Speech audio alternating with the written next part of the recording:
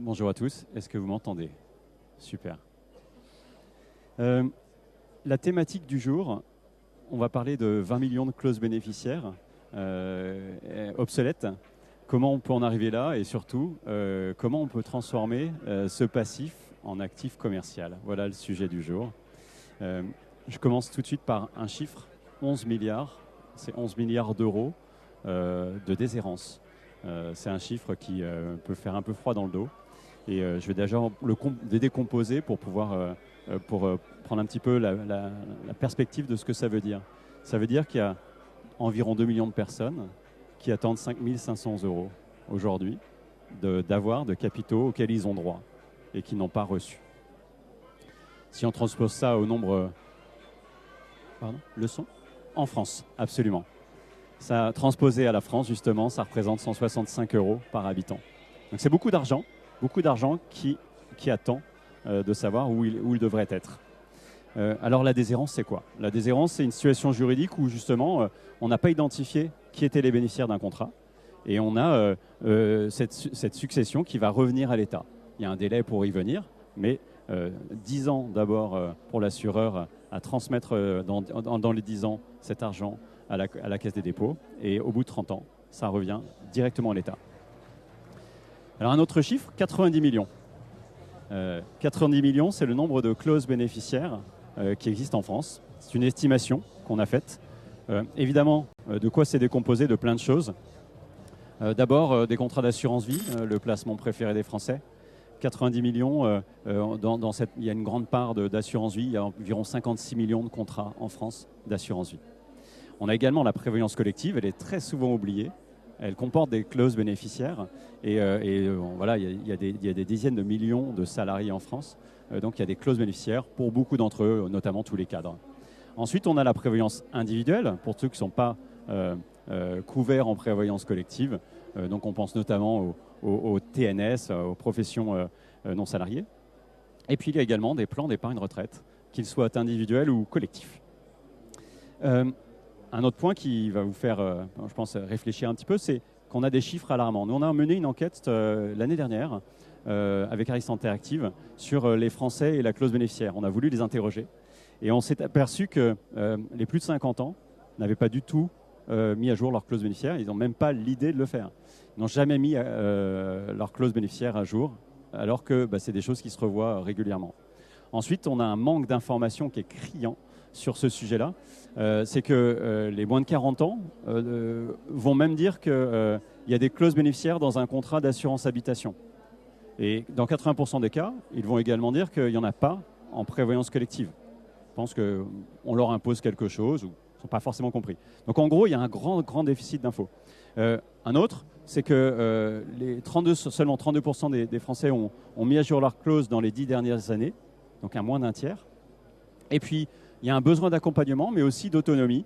Les assureurs n'ont visiblement pas encore, pour la plupart, fait le travail, puisque dans 44% des cas, les Français disent « mon assureur ne m'en a jamais parlé de la clause bénéficiaire ».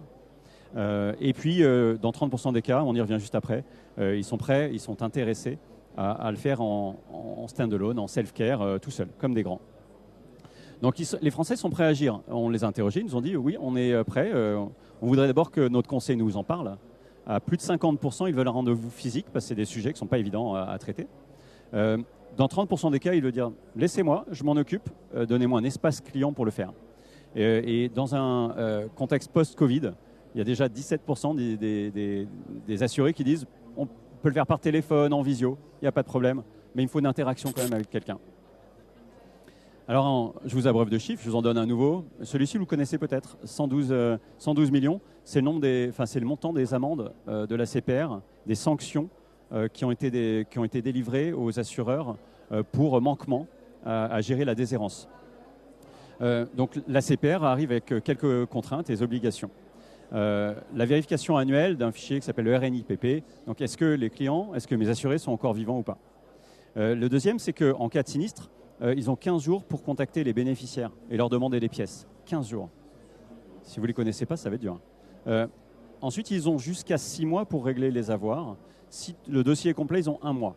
Donc, c'est des délais très, très, très courts. Ensuite, ils ont aussi une obligation de moyens de rechercher activement les bénéficiaires, de pouvoir le prouver. Et puis, une obligation de transfert dont je parlais tout à l'heure rapidement, qui est le transfert vers la Caisse des dépôts et consignation. La problématique associée à ça, cette problématique de la clause bénéficiaire, c'est que les clauses sont très souvent mal rédigées. Elles contiennent beaucoup d'imprécisions, donc elles sont difficilement applicables et elles sont beaucoup manuscrites. On a un héritage de papier en France, beaucoup, et ça fait très peu de temps qu'on digitalise ces démarches-là. On l'a déjà vu tout à l'heure, mais les assurés sont peu informés. Donc, vu qu'ils ne savent pas vraiment qu'il y a des enjeux autour de la clause bénéficiaire, ils n'en parlent pas trop. Et puis, les réseaux, c'est le dernier point, et peut-être un lien entre les deux, c'est que les réseaux sont mal formés là-dessus. Et dans la plupart des cas, ils vont, quand on ouvre un contrat d'assurance vie, indiquer que la clause standard fait l'affaire, il n'y a pas de problème. Clause standard, mon conjoint, à défaut mes enfants, à défaut mes héritiers. Si je suis prêtre, c'est peut-être pas la meilleure clause pour moi. Ensuite, l'impact sur les assureurs. L'impact financier, d'abord, les sanctions, on en a parlé, 112 millions. Il y a une épée de Damoclès au-dessus des assureurs qui ne ferait pas un boulot très précis là-dessus. Opérationnel, la gestion des sinistres, elle est complexe. Quand vous regardez les centres de gestion, c'est galère, c'est difficile et donc c'est coûteux. Et puis réputationnel, vous avez tous entendu parler de l'assureur qui ne règle pas les capitaux en cas de décès. J'ai d'envoyer toutes les pièces, ça fait des plombes que je les fais. Ça, c'est un problème, la réputation. Et puis, évidemment, en conséquence de ça, est-ce que vous voulez remettre l'argent chez moi ? Non. Donc, le réemploi, ce qu'on appelle le réemploi des capitaux, donc réabonder à l'assureur qui nous avait désigné bénéficiaire, c'est malheureusement, les chiffres sont largement améliorés. Le taux de marché qu'on a identifié, c'est à peu près 30%. Certains arrivent à monter à 50%. Donc, je rappelle vraiment que la CPR, elle va sanctionner l'absence de moyens mis en œuvre. Donc, le résultat, en fait, vous y pouvez rien en tant qu'assureur. Mais donc, la sanction va dépendre de l'ampleur du manquement, de la défaillance des moyens mis en œuvre, l'inertie et les retards systématiques. Donc, on n'a pas pu parce que ci ou parce que ça. Les excuses ne sont pas forcément les bienvenues pour le régulateur. Et puis, l'impact aussi sur les bénéficiaires. Il y a des gens qui attendent des capitaux. On l'a vu tout à l'heure. Certains, c'est important pour eux de recevoir ces 1 000 euros, 5 000 euros, ou beaucoup plus parfois. Alors, on fait quoi avec tout ça, maintenant que je vous ai fait un peu peur? Donc, moi, je suis Virgile Delporte, je suis cofondateur et président de Testamento. Et notre métier, c'est de rendre accessible à tous l'assurance de personnes et le coaching patrimonial. Et quand on dit à tous, c'est le client final, évidemment, on pense à eux. Mais on pense aussi aux assureurs qui sont en difficulté sur l'assurance de personnes parce que c'est complexe, parce que ce n'est pas évident de parler des sujets compliqués à des clients et leur dire qu'est-ce qui se passe si vous décédez. On n'est pas toujours à l'aise à ça, il faut être formé pour ça. Donc on a construit des plateformes technologiques et on les a déployées à large échelle chez pas mal d'acteurs du marché que vous voyez là. Historiquement, on a eu la chance de faire partie du programme French AssureTech ici à Niort et de rencontrer les amis de la Massif qui sont devenus des partenaires de confiance avec nous. Et aujourd'hui, on équipe plus de 10 millions de Français en B2B2C, beaucoup plus d'ailleurs, sur un ensemble de services. Et je vais aller très très vite là-dessus. On a 10 000 conseillers plus de 10 000, beaucoup plus, qui sont équipés de nos solutions, donc en marque blanche. Ils ne connaissent pas forcément Testamento, mais c'est les outils qu'ils utilisent au quotidien pour mieux accompagner leurs clients en assurance de personnes. Et plus de 10 000 entreprises sont équipées de nos solutions en prévoyance collective sur la désignation de bénéficiaires. On a une gamme logicielle qui va assez largement depuis la découverte des besoins avec ou sans conseiller, la gestion de la clause bénéficiaire bien évidemment, et puis un bouquet d'anticipation successorale, c'est ce qui explique Testamento, le nom Testamento. On a été les inventeurs du testament en ligne. Et on a aussi une gamme qu'on a construite pour les CGP courtiers qui s'appelle Pilot. On a une proposition de valeur qui va justement de cette désignation de bénéficiaire. Donc la partie visible de l'iceberg, c'est un parcours de désignation de bénéficiaire hyper simple, hyper ludique à utiliser pour un conseiller ou pour un client en autonomie. Ça, c'est la brique visible. La brique moins visible, c'est l'extranet. C'est comment mettre à disposition ces technologies. Bien sûr, c'est APIsé, mais bien sûr, il va falloir aussi le brancher. Et avant de pouvoir le brancher, on fournit des espaces pour que vous puissiez, si vous êtes assureur, fournir à vos clients cet accès à la technologie de désignation de bénéficiaires. Et puis, la partie aussi cachée, c'est en tant que gestionnaire, en tant que conseiller, moi, j'ai besoin de déclencher ce parcours. Je n'ai pas les outils, mon CRM, il n'est pas encore branché. Alors, je peux le faire directement depuis un extranet qu'on a construit et qui permet en cas de sinistre de retrouver la clause en 3 secondes.